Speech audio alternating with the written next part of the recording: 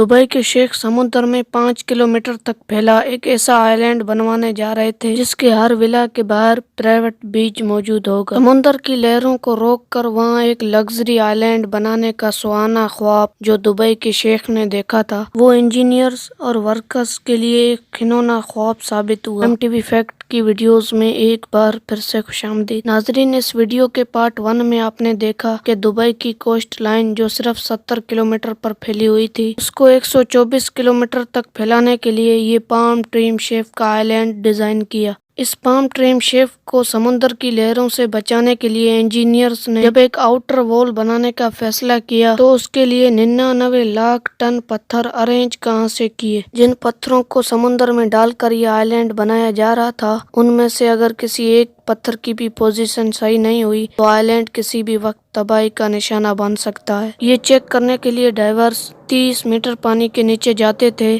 और हर एक पत्थर की पोजीशन चेक कर बाहर बैठी टीम को सिग्नल देते थे। Challenge number 5। पाम जुमेरा की कंस्ट्रक्शन को स्टार्ट हुए अभी 6 महीने गुजर चुके थे और इंजीनियरिंग टीम ने 4 किलोमीटर लंबा ब्रेक वाटर बना दिया था, लेकिन 7 किलोमीटर अभी भी बनाना बाकी था। दुबई के क्राउन प्रिंस शेख मोहम्मद बिन रशीद ने इंजीनियरिंग टीम को यह आइलैंड बनाने के लिए जो डेट दी थी वो थी सिर्फ और सिर्फ 2.5 साल। यानी अब इंजीनियरिंग टीम के पास सिर्फ 21 महीने बचे थे, उसमें यह आइलैंड भी कंप्लीट करना था और साथ साथ ब्रेक वाटर भी। इंजीनियर्स के लिए खड़ा होने वाला चैलेंज ये था कि इन्होंने ब्रेक वाटर बनाने के बाद अंदर के आइलैंड का काम शुरू किया तो ये शेख की दी गई डेडलाइन पर पूरा नहीं उतर सकेगा, और अगर पहले अंदर के आइलैंड पर काम शुरू किया तो समुद्र की लहरें इस आइलैंड को निगल जाएंगी। यानी इंजीनियर्स एक ऐसे जाल में फंस चुके थे जिसमें से निकलने के लिए उनको अपनी प्लानिंग चेंज करनी पड़ी। इस चैलेंज से निपटने के लिए इंजीनियर्स ने फैसला किया कि दोनों आइलैंड्स की कंस्ट्रक्शन एक साथ चलेंगी। यानी जैसे जैसे ब्रेक वाटर बनता जाएगा उस हिस्से के अंदर पाम शेप का आइलैंड भी बनता जाएगा। अभी ये प्लानिंग हुई थी कि सर्दियों का मौसम आ पहुंचा और एक नई मुसीबत आ गई। हर साल सर्दियों के मौसम में अरेबियन गल्फ तेज हवाओं के निशाने पे रहता है, जिनको शमाल स्टॉर्म कहा जाता है। इन तेज हवाओं की वजह से समुद्र काफी भयानक हो जाता है, इतना भयानक कि इसमें ट्रेवल करना ही मुश्किल हो जाता है। आइलैंड की कंस्ट्रक्शन के लिए समुद्र को परसुकून होना जरूरी था। 2 महीनों तक कंस्ट्रक्शन का काम होल्ड पे था, लेकिन कंस्ट्रक्शन टीम ने अपना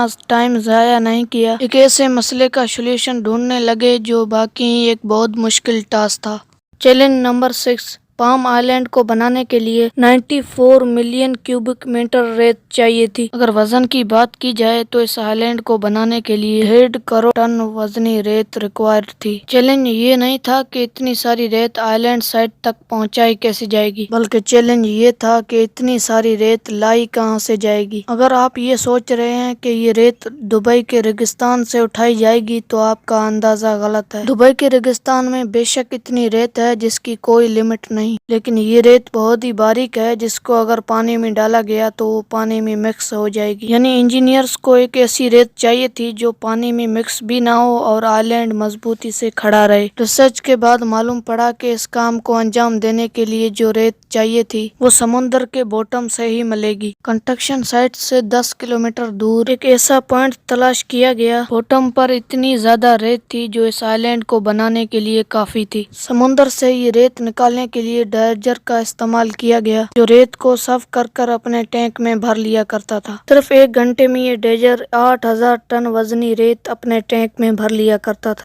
अब फिर कंस्ट्रक्शन साइट पर आकर ये रेत स्प्रे कर दी जाती थी। रेत को निकालकर कंस्ट्रक्शन साइट तक ले जाने में एक ड्रेजर को 4 घंटे लगते थे और एक वक्त में 8000 टन रेत ट्रांसपोर्ट की जाती थी। यानी ये ड्रेजर डे टाइम में 12 घंटे काम करेगा तो पूरे 1.5 करोड़ टन रेत लाने में 2 साल लग जाएंगे। लेकिन इंजीनियर्स के पास इतना टाइम कहाँ था, इसीलिए ये फैसला किया गया कि एक वक्त में कई ड्रेजर्स ये काम को अंजाम देंगे ताकि कम से कम टाइम में शेख की दी हुई डेडलाइन पर उतर सके। Challenge number 7। Palm trim chef के आइलैंड को रेन बोइंग के जरिए बनाना इतना आसान भी नहीं था। इस पूरे प्रोजेक्ट में सिर्फ एक लाइन सीधी थी और बाकी सारी लाइन कर्व्ड शेप में थी, और खास तौर पर ट्री का ये कॉम्प्लिकेटेड शेप इंजीनियर्स के लिए काफी मुश्किलात खड़ी कर रहा था। ड्रेजर समुद्र में रेत स्प्रे तो कर रहा था और आहिस्ता आहिस्ता आइलैंड का कुछ हिस्सा समुद्र के ऊपर भी आ चुका था। लेकिन अब जानना ये था कि ये लोग जो शेप बनाना चाहते हैं वो बन भी रही है या नहीं। अगर गलत पोजीशन पर रेत स्प्रे की गई तो न सिर्फ आइलैंड का शेप बर्बाद होगा बल्कि पैसा और टाइम दोनों बर्बाद हो सकते हैं। इसी वजह से ये फैसला किया गया कि 650 किलोमीटर ऊपर आसमान में अर्थ के गिर्द घूमने वाली सैटेलाइट की मदद ली जाए।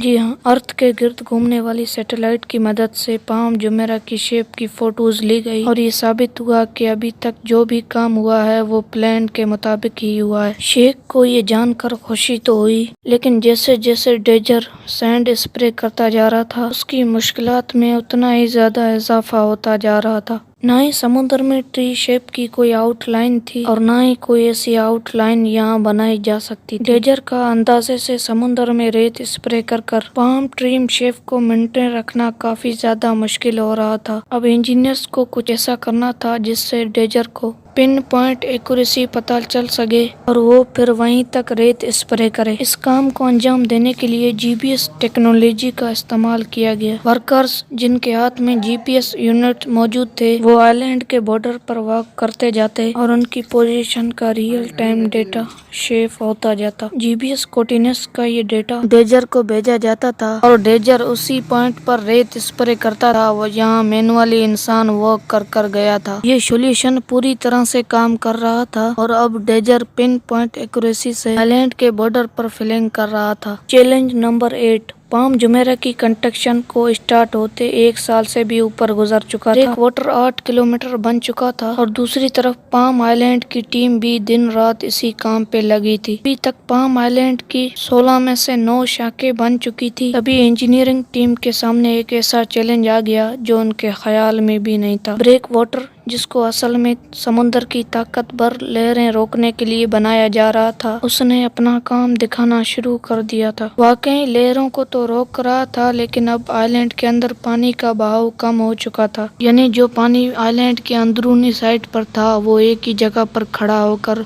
मैला और बदबूदार हो गया। ये एक ऐसा मसला था जिसका अभी से कोई सोल्यूशन नहीं निकाला गया, तो इस बात का पूरा चांस था कि शेख का ये प्रोजेक्ट पूरी तरह से फ्लॉप हो जाएगा। अब इस मसले से निपटने के लिए आइलैंड के डिजाइन में चेंजेस करना जरूरी था। कुछ तो ऐसा करना होगा जिससे आइलैंड के अंदरूनी साइड में पानी चलता रहे ताकि वो खराब ना होने पाए। खुशकिस्मती से इंजीनियर्स को इसका एक अच्छा सोल्यूशन मिल गया। ये फैसला किया गया कि ब्रेक वाटर को 2 साइडों से तोड़कर वहाँ ब्रिज बनाए जाएंगे ताकि एक साइड से पानी का प्रेशर अंदर जा सके और दूसरी साइड से बाहर निकल सके। ये सोल्यूशन काम कर गया और 2 हफ्ते के अंदर आइलैंड के अंदर बदबूदार पानी बाहर निकल गया। Challenge number 9। अगस्त 2003 में पाम जुमेरा का ब्रेक वाटर कंप्लीट हो चुका था। 99 लाख टन पत्थरों से बना 250 मीटर चौड़ा ये ब्रेक वाटर समुद्र की लहरों को अच्छी तरह से रोके हुआ था। कि 1 ही महीने के बाद पाम आइलैंड की टीम से भी अच्छी खबर आ गई। 1.5 करोड़ टन रेत से बनाए जाने वाले पाम आइलैंड की 16 शाखें कंप्लीट हो चुकी थी। डेजर्स जो 1 साल तक मुसलसल चल रहे थे उनका भी अब आराम करने का वक्त आ चुका था। इंजीनियरिंग टीम ने हैरत अंगेज तौर पर वक्त से पहले ही पूरा आइलैंड कंप्लीट कर लिया था और अब इस पर विलास, होटल्स और शॉपिंग मॉल बनाने की बारी थी। लेकिन मसले ऐसे थे जो किसी भी सूरत में इंजीनियरिंग टीम की जान नहीं छोड़ रहे थे। अब एंड टाइम पर एक ऐसा चैलेंज आ गया जिसने पूरे आइलैंड के लिए खतरा खड़ा कर दिया था। जो रेत डालकर पाम ट्रीम का शेप बनाया गया था वो रेत अभी भी लूज थी। वक्त के साथ साथ रेत कॉम्पैक्ट हो रही थी और आइलैंड के कई हिस्से वापस पानी में जाना शुरू हो गए थे।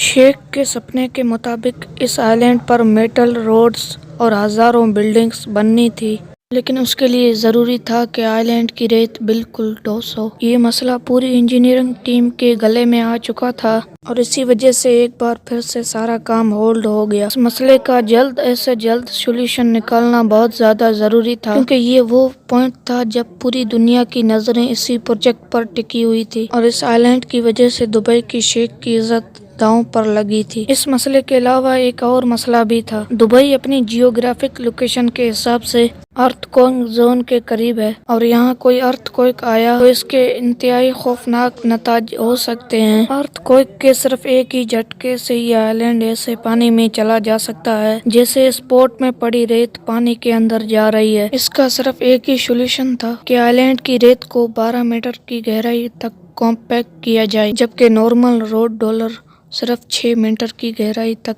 कॉम्पैक्ट कर सकता है। अब इस मसले से जान छुड़ाने के लिए इंजीनियर्स एक नया तरीका मैदान में लेकर आए। एक ऐसी हाइड्रोलिक ड्रिल मंगवाई गई जो जमीन में जाकर अंदर वाइब्रेशन पैदा करती थी। इस वाइब्रेशन से रेत के जरा कॉम्पैक्ट हो जाते थे और जिस जगह ड्रिल सुराख करती थी वहाँ का हिस्सा फुल सॉलिड हो जाता था। ये एक्सपेरिमेंट पूरी तरह से कामयाब हो चुका था। इस तरह से 2.5 लाख सुराख कर और 5 किलोमीटर तक फैले पूरे आइलैंड को ठोस बना लिया गया। आइलैंड को बनने में 7 साल का वक्त लगना था, लेकिन 40,000 वर्करों की मदद से इसको सिर्फ 3 सालों के अंदर कंप्लीट कर दिया गया। एक नया वर्ल्ड रिकॉर्ड बना लिया गया। उसके बाद सारी बिल्डिंग्स बनाने के बाद पहली बार पाम जुमेरा पब्लिक के लिए ओपन कर दिया गया। उम्मीद है आपको वीडियो अच्छी लगी होगी। वीडियो अच्छी लगी है तो लाइक कर हमारे चैनल को जरूर सब्सक्राइब कर। मिलते हैं अगली शानदार वीडियो में, तब तक के लिए अल्लाह हाफिज।